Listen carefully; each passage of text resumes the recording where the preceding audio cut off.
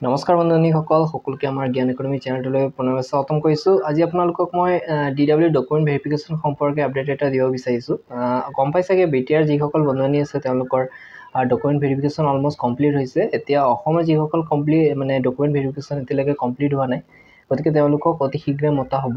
কিন্তু BTR ক্ষেত্ৰত চাব পৰা মতে এতিয়া আধাহে হৈ আছে, কমপ্লিট হৈছিলে কিন্তু তাৰ ক্ষেত্ৰত যিটো ইলেকশ্যনৰ কাৰণে অলপমান অসুবিধা হোৱাৰ কাৰণে তাৰ পৰা ধৰি লওক 100ৰ ভিতৰত আপোনাৰ প্ৰায় 70% কমপ্লিট হৈছে, বাকী আপোনাৰ 30% মান থাকি গৈছে, কিন্তু অতি শীঘ্ৰে এইটো কমপ্লিট হৈ যাব। তাৰপিছত আপোনালোকৰ অসমৰ যিসকল কেণ্ডিডেট আছে তেওঁলোকৰ ভেৰিফিকেশ্যনৰ কাৰণে মতা হ'ব। আৰু ইয়াৰ PR মেইন ডকুমেণ্টকেইটা কি বিচৰা হৈছিলে সেই সম্পৰ্কে জনাই দিব বিচাৰিছোঁ। ফাৰ্ষ্ট আপোনাৰ PRC-টোৰ ডকুমেণ্টটো বিচাৰা হৈছিলে, তাৰপিছত আপোনাৰ টেট কোৱালিফায়াৰ যোনটো মাৰ্কশ্বিট আছিলে সেইটো বিচৰা হৈছিলে, মাৰ্কশ্বিট বুলি ক'ব পাৰি, আৰু আপোনাৰ লগতে ইয়াৰ চাৰ্টিফিকেটো চোৱা হৈছিলে।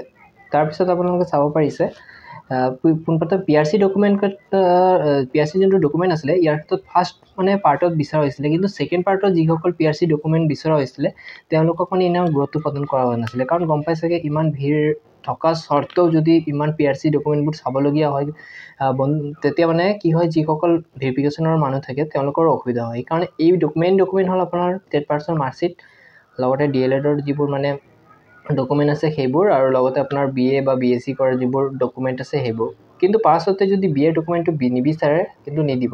এই ক্ষেত্ৰত আপোনাৰ BSc ডকুমেণ্টটো বা BA ডকুমেণ্টটো প্ৰপাৰলি যদি হাই ছেকেণ্ডেৰী পাছৰ যদি আপোনাৰ ভেকেঞ্চি আছে, তেতিয়া যদি আপোনালোকে BSc-টো দেখাই দিয়ে তেতিয়া কথাটো বেয়া হয়। সেইকাৰণে পাছতে সাৱধানটো থাকিব। আৰু মোৰ মতে আপোনালোকে ফাইলটো লৈ যোৱা বেটাৰ, কাৰণ কোন সময়ত কোনটো ডকুমেণ্ট বিচাৰে এইটো কোনো সঠিক সময় নাথাকে।